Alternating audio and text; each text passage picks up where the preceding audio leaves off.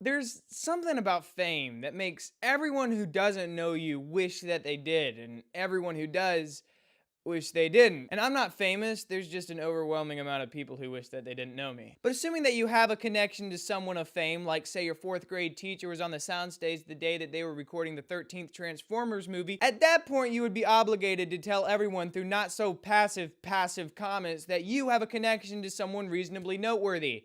Although not too reasonably noteworthy, but she did hand Brad Pitt a water bottle.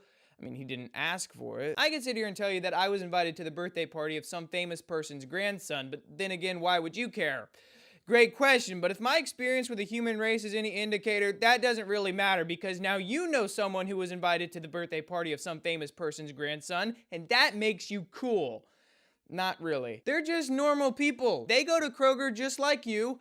They just own Kroger. And if you're lucky enough to see them in one, you'll realize how lame they really are. Or alternatively, you'll see that they're a really cool dude, which will just like ruin your entire month because then you'll spend all of your time wondering if you made a fool of yourself and when you inevitably become famous if you already have a reputation as that weird awkward kid. And have you ever been sat next to someone famous on a plane? I mean, as if the flying experience could get any worse.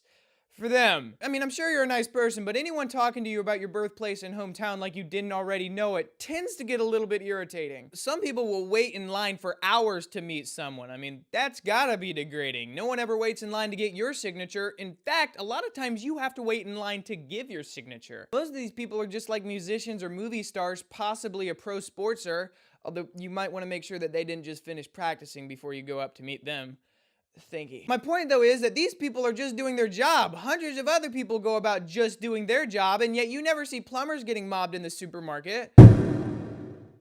Subscribe. Is that funny? I thought it might be, but I wasn't sure.